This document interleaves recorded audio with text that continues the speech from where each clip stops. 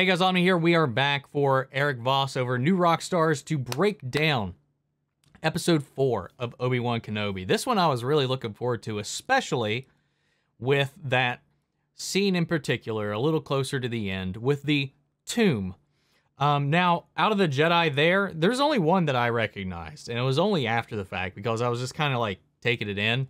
But that was a Tera Sinube who popped up quite a few times in the Clone Wars, and I didn't recognize any of the other ones, to be frank, and especially going through the editing, like I looked at them more closely, and other than that, I'm not sure what else there was throughout the episode, and who knows, there's probably plenty that I did not catch that went under the radar. With that said, guys, if you haven't seen my reaction to the episode, go check it out, but for now, we're going to be diving into this breakdown. Here we go. Welcome back to New Rockstars. I'm Eric Voss, and this is a breakdown of Obi-Wan Kenobi Episode 4, in which Obi-Wan sneaks Leia out of a fortress using the same tactic I used to sneak Chipotle into an AMC. All of my favorite jackets are now stained with tomatillo salsa. Oh, God. Let's break down this episode shot by shot for all the Star Wars Easter eggs. I've snuck in like a whole like hibachi, like teriyaki chicken chicken meal into a theater once. Obi-Wan inspired Empire's Most Wanted shirt at newrockstarsmerch.com. Getting it will give you the added option of writing a custom shout out for our Obi-Wan Kenobi after shows. Now we gotta start actually in the opening Lucasfilm title slide. You know, the one with the red and the blue lights flashing over metallic based characters. Yeah, we got In some this new episode, droids. They changed it to add our friend Ned B and Lola, our adorable little droid who flashes blue here, but by the end of the episode we learn is Reva's tracker in the final shot with an eyepiece glowing evil Traitor. red. The episode opens with Obi-Wan wounded on the shuttle to Jabim, still reeling from his roastin' last episode. Now Jabim is a muddy mining world from the now non-canon Dark Horse Republic Rapuzo fried comics, later the Kenobi. Empire comics, and in those stories a major site of a Clone Wars battle, but here we don't really see the muddy surface, only some polluted clouds on their way in, and this secret base that is hidden in some caverns. They cart Obi-Wan through the landing bay, passing some other refugees on the path, and other volunteers like Tala, who help these Force-sensitive victims escape to a peaceful life. But among the luggage and the gear looks like a rounded container of some kind. It does have a handle, but this might be the egg-shaped bassinet of our Lord and Savior Grogu. If this is the path It is for Force-sensitive similarly refugees shaped, and Jedi survivors of but Order 66, this is likely I don't recall the same that thing path having a Grogu carrying would have been taken handle. on to later end up with Din Djarin 40 years from now. Now, I guess I'd be surprised for it to just be sitting there, loose, unattended, in the landing bay 10 years after Order 66. Who Yeah, knows? Maybe it's it's too sealed small. shut and they just can't get it open, and they don't know who or what is inside. Just that it is important. Or maybe And I not. Could be presume the that angle. Baby Grogu would have some kind of a food supply. Then Obi-Wan plunges into the bacta tank, and I like this bacta tank. It's a good old school bacta tank. You know, the vertical setup with the wires and the harnesses, the same kind that Luke had on Hoth. None of the luxury tanning bed style bacta tank that Boba Fett had. And I love this, the close-ups of Obi-Wan's burns cross-cut with Vader's scarred skin in his simultaneous bacta bath. Two brothers in the same regenerative reflective state. Darth Vader burned Obi-Wan so bad that he would know his pain, and part of that pain is the emotional pain felt the next morning in a bacta healing session. Because we learned in the Book of Boba Fett that bacta baths have a sensory deprivation effect that causes one to dwell on inner unresolved issues. So now Obi-Wan is jerking around in this water, triggered by Vader's taunts and his attacks. I loved And this during whole montage, back and Vader forth. also suddenly stirs in his tank, seeming to react to Obi-Wan somewhere across the galaxy in another tank. The intercutting editing implies that the two might actually be sensing each other's active presences in their parallel baths. And Obi-Wan, unable to deal with this trauma, exits the bath early, which he might have also done to sever any link Vader might be forming to his present location. And the first thing Obi-Wan says after the bath,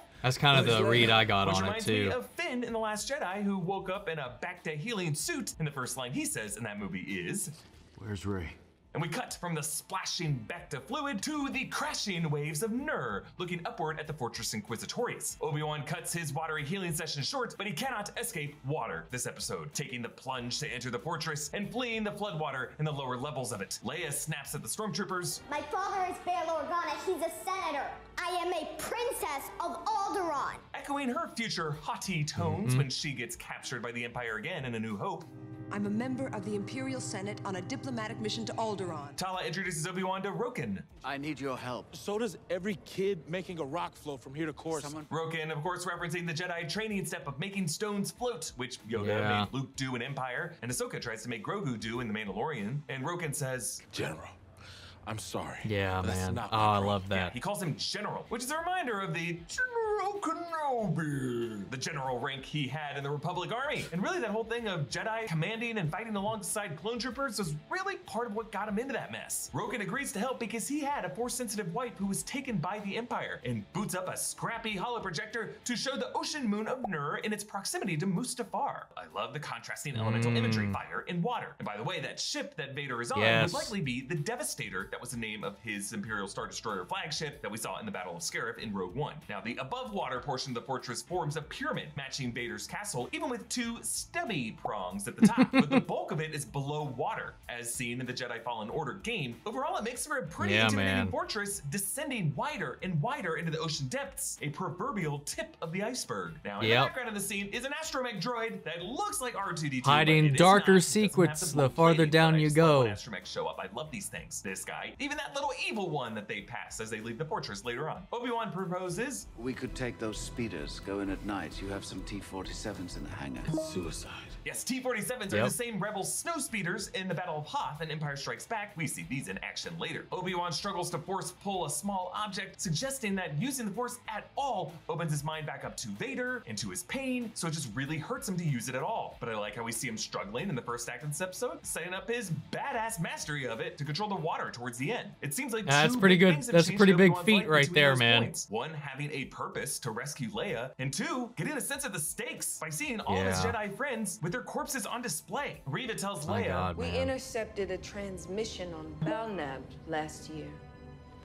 Bunch of talk of a secret network, a path. yes, Balnob is a mid-rim planet that shows up in Clone Wars Season 4 episode where 3PO and R2 discover pit droids are ruling over the locals on this planet under a phony holographic identity. But this planet is known to be home to a group of alien castaways, and it does make sense for it to be used as part of the path. But Reva slams a chunk of the wall with the Jedi crest that we saw in the Mapuzo safe house, meaning she likely obliterated that safe house, destroying all the names and messages from the other Jedi survivors, and more concerningly, Yeah. removing it as the safe house for future runaways that Kumail can send people to. When Tala arrives in her Imperial transport, I like this. The first thing she passes on that hangar bay is a cart filled with the fuel cells with the glowing red cores, the same ones that Reva will later use to blow up Wade's Yup. T-47. So in effect, these are Chekhov's fuel cells. While Tala gets screened, we get this real in-your-face shot of an officer in a billowy overcoat walking right in front of the camera. I clock this as a pretty new piece of Imperial outerwear, but it was clearly put in here just to set up Obi-Wan later using one of these to hide Leia. And when the security officer scans her, the Aurebesh on screen translates to Captain Tala Durith Unknown, which is why this officer was like, "You don't even go here," and Tala's able to talk him down. Then I'm your commanding officer, and you will address me as Sir.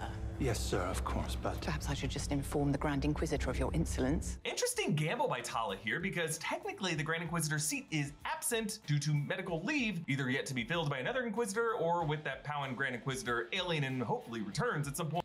I kind of feel like, you know, to maintain face and all of that, especially with the cover story that Reva gave to Vader and them, that I would imagine the officers and everybody outside of the Inquisitors themselves probably are not privy to the internal matters, because that would be a demoralizing factor for the people considered beneath them to carry out. That's not really a need to know for them.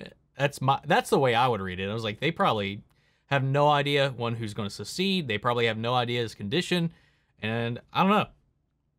That's just how I read it. Point to stay true to the Rebels' continuity, but the fact that this officer does not know that speaks to the Inquisitor's secrecy about their internal shit. drama. Should've just Underwater, Obi-Wan uses a rebreather, the same tech that he and let it play Qui-Gon out. used when swimming on Naboo, and he swims past a Blue Vev glider, a shark-like creature that Cal Kestis swims past in this location in Jedi Fallen Order. Obi-Wan's path this episode pretty much parallels this stage of the game. And near the port, you'll notice a squid-like creature that might be a Vixus, which also has a toothy maw. Now the Vixus and similar creatures like the Blixus and the Rathtar share a common ancestry with the Sarlacc, which is just another reminder that Tatooine was once an ocean-covered world, and its fauna have aquatic features reflecting that, like that that's cool. we saw in episode 1. Reva tries to scale real quick, because one thing I was thinking throughout the entire episode personally was, man, it has been 5 years since the last major break-in that they've had by a Jedi into this fortress, and security is not any more tense. To be fair, this time around there was a big old lock and platform and stuff like that, blocking off the water entrances. Obi-Wan wasn't able to get in without an inside person. As far as I can recall in Jedi Fallen Order, there was no inside person there. You pretty much just swim into a vent and go inside. So little bit of continuity, but I would be surprised if part of me kind of wish somebody was like, anybody would have been like, again, really? And Leia's mind. It's the sister contest. Quote of the episode. You're strong. Echoing Kylo Ren's struggle to read Rey's mind in The Force Awakens. And Reva says, The braver you seem, the more afraid you are. I learned that at a very young age as well. I had a droid when I was younger too. It was taken from me like everything else. yeah, little hints at Reva's past, perhaps as one of those youngling runaways from that Order 66 prologue scene. But I wonder, what was this droid she's talking about? Could it have been Huyang, the architect droid who taught Jedi younglings on the Crucible and Clone Wars? Huyang will return in the live-action Ahsoka series, and one of those other younglings, the Wookiee Gunji, is appearing in Bad Batch. He survived. Yep. So if Reva was a Temple runaway, she might have spent some time on the Crucible with Huyang. I don't know though. It makes it sounds like maybe the one that she had is just no longer around, alive, functional, whatever. I don't know. Another theory is that maybe her sister was brought in by the Jedi Order, and she also herself maybe later discovered she was Force sensitive, and maybe blames the Jedi or Vader or whoever for the death of a family member. But I think like the more obvious thing is likely that she is that kid from there. There's just some little lines in her dialogue that make me wonder or question if she was actually at the temple or not. But aside from that, most evidence points towards, yes, she is. Obi-Wan evades the secret droids who are on patrol. We actually saw some secret droids used by the Seventh Sister in Rebels. Listen to the sound this one makes. It's Much the smaller same sound ones. as the interrogator droid that tortures Leia in A New Hope. The one she And used that was interrogation smaller, I in New mean. Hope definitely matching the one Leia nearly goes through in this episode. The comm devices they use are the same communicators that Han and Luke used on the Death Star in A New Hope. You'll also notice in this episode they all use their code cylinders, which are actually just originally costume props from the original trilogy, but in Rebels Season 3, we finally saw them used practically, which is something that they continue to do in The Mandalorian. Obi-Wan has to hide from some stormtroopers who have some chatter.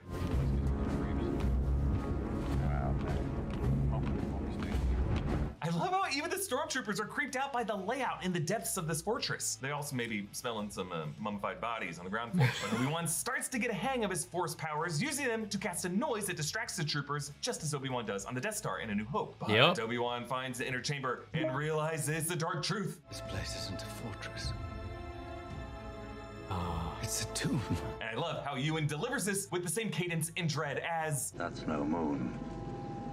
It's a space station. The Jedi corpses are suspended in an amber-like substance, which, unlike carbonite, might allow the Inquisitors to repurpose their corpses to trap Jedi the way the Grand Inquisitor does with Luminar Unduli's corpse in Rebels. This encasing could also be how they extract some M-count-rich blood from them for some cloning. And those lightsabers on display on the red shelf in the upper room are likely the lightsabers of these killed Jedi. Now, counting all the cells that I could see on the upper level and the lower level, I estimate about 48, 60 on the ground level, 32 on the upper level. We only see a handful of them in the actual cells. In the wide shot from the end of the corridor, on the right is an Ungri male who could be either Pablo Jill from Attack of the Clones or Coleman Kasaj from the Jedi Council in Revenge of the Sith, whose name also appeared on a list of names of Jedi fugitives in the 2017 Charles Soule Darth Vader comics alongside Quinlan Vos. And to the left of that wide shot is a male with long hair who does look a lot like Quinlan Vos, but I think Obi-Wan would have paused a little bit longer, and I just doubt they would bring up Quinlan Vos last episode as a living survivor.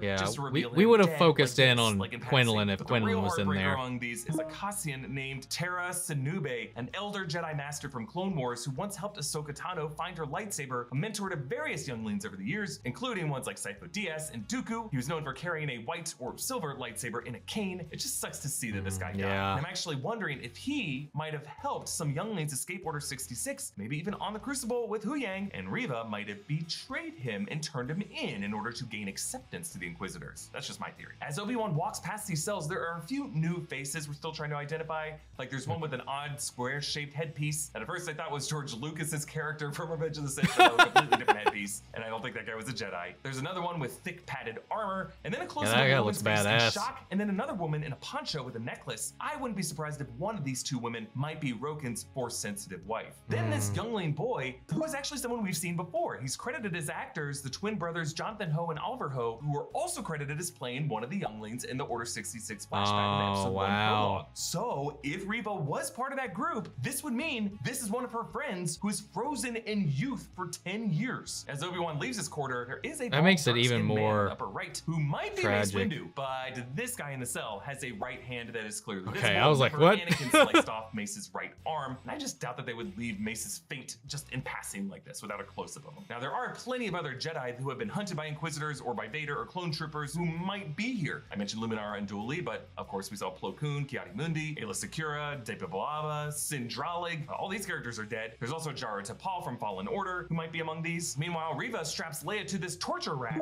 which is very similar to the device and the chamber in Jedi Fallen Order that was used to torture Seer Junda. If this is something a lot of Inquisitors have had to go through, maybe this is something Reva has experienced herself, which is why she's so willing to put Leia through it. But Tala is able like to that distract Reva continuity, away, man. telling her, They're on Florum.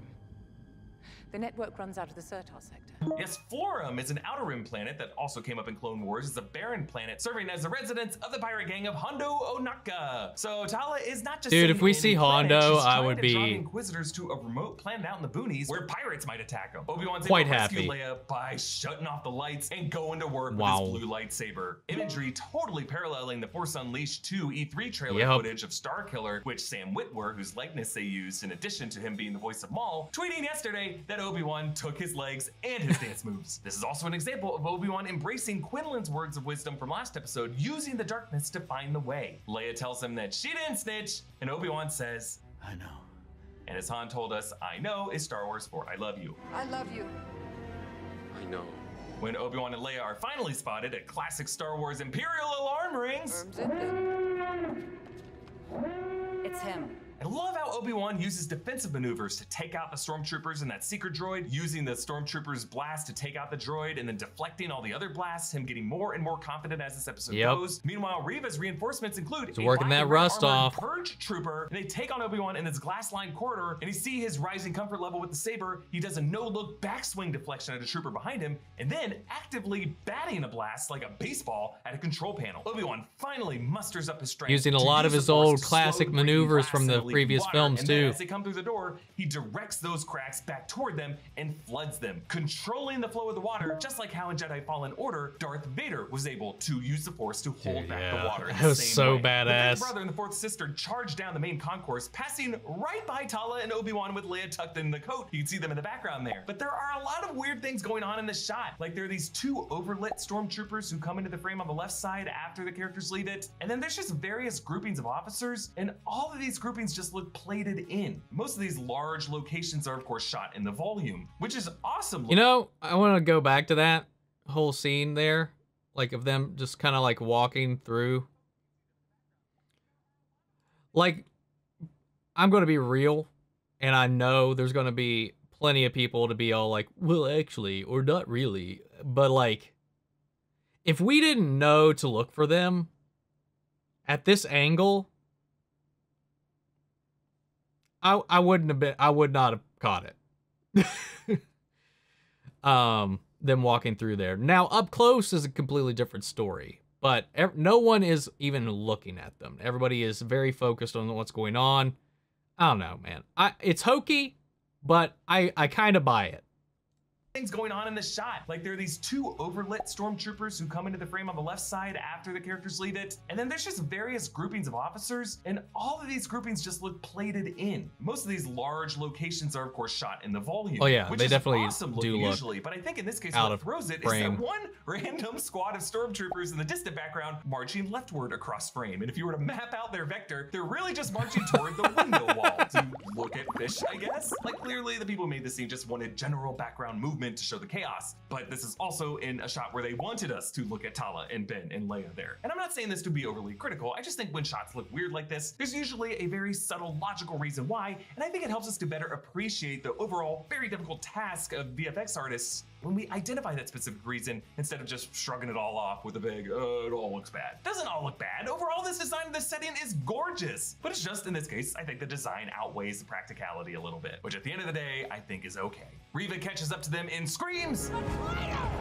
yeah, she's doing her best impression of Kylo Ren yelling at Finn in The Force Awakens. Oh, that's not who I think of. Sully and Wade drop in their T-47s, leading to I think of Baton Guy. Poor mouse droid gets hit and recoils, steering back in the same way as it does when Chewie roars at one in A New Hope. Tala, Obi-Wan, and Leia cram into the backseat of Sully's T-47, and Wade holds off Reva just a bit too long, allowing Reva to chuck a fuel cell at him. Boom. Reva does not send all those Force Unleashed style too. or probes or anyone after Sully's T-47, which seems completely bonkers until we realize in the next scene that she intentionally let Leia and Obi-Wan escape so that they could track her with Lola to Jabeam or wherever their next if they caught them, they wouldn't get the juicy treasure trove of Jedi. Or maybe Tython, which would explain why there's that Jedi beacon on Tython. Now remember, we did see Reva holding Lola earlier, presumably that was when she slipped the tracker on it. And I assume that she did this as a contingency in case Leia and Obi-Wan were able to escape, because otherwise she would have no reason to chase them down and try to attack them. I love this. Vader storms into the boardroom, marching faster than I think we've ever seen Vader charge in live action. And it is pretty terrifying to see him move this fast. But ultimately, I love the elemental imagery around Vader right now. He ended last episode surrounded by fire. Now he is surrounded by gloomy water, taking him back to his back-to-bath in the opening images. Fire represents his division from Obi-Wan, water represents his reunion with him. And as they mourn Wade on the freighter, Lola's eyepiece, which previously glowed blue, matching the protective color of Obi-Wan's lightsaber, now glows red, the color of the hostile blades of Reva and Vader, who now are watching very closely. Another reminder to check out our merch options over at NewRockstarsMerch.com. You can follow me on Instagram and Twitter at EAVoss. Follow New Rockstars, subscribe to New Rockstars for more analysis of everything you love. Thanks for watching. Bye. To these guys, man. I'll say it every time. But yeah, man, great breakdown. So I don't feel too bad that I only recognized one of the Jedi that we saw in there. And good detail catching the kid. I think that's the most haunting bit of it. Sure, especially because we got to know Tera Sinube quite a bit.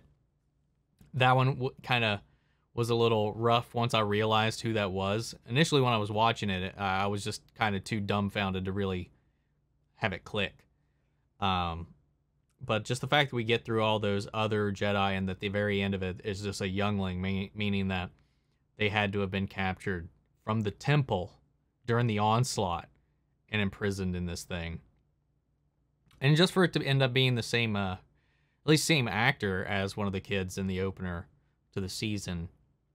Yeah, man, I really hope in these last two episodes we dive into Reva's background, which I'm sure we will. It would make no sense not to.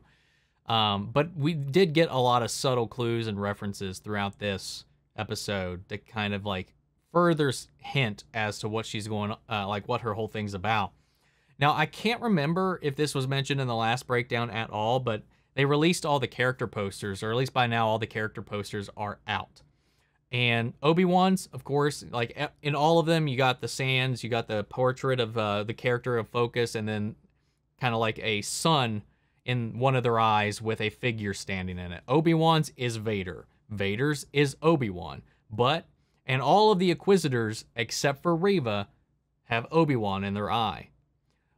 Another fun fact, the image of Obi-Wan that is in the Inquisitor's eye is not the same image of Obi-Wan that is in Anakin's eye, in Vader's eye. But out of all the character posters, Obi-Wan and Reva both have Vader in their eyes. Why is that? I've said my theories. I think this has nothing to do with Kenobi. I think Kenobi is a means to an end.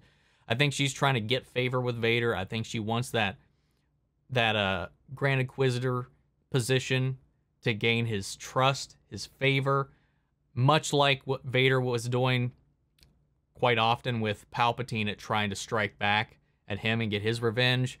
Though being caught and failing at it multiple times, I think this is Reva's big play to try to get close to Vader, get his guard down, and she's going to get axed. She's 100% going to get axed if that is the case. And I'm curious to see how that pans out, because I don't know. That's just like a little artistic detail that caught my eye when I was looking at all the character posters. Was that seems like there's a clear purpose for that, and that might be a little bit of a hint. And I can't remember if they had brought those up or not. But guys, what'd you think of this breakdown? What'd you think of the episode? Sound off the comments. Let me know your thoughts down below. We'll carry on the conversation after the video. Feel free to join us in our Discord. We can talk about it there as well. Links to that on my socials down below. Check out my reaction to the episode if you have not already. And guys, before we go, I want to shout out our channel legends: Manny Share, Ryan Karen, Jason Coleman, Philly Vane, Yori Korskov, Margaret Grace, Mary Bradley, Melita, Robert Anguiano, and Cal Kestis Nation. Thank you guys so much for your continued support. But that's it for this one, guys, and I'll see you all next week with the next episode and the next breakdown of Star Wars Obi-Wan Kenobi. May the Force be with you always. Take care, everybody.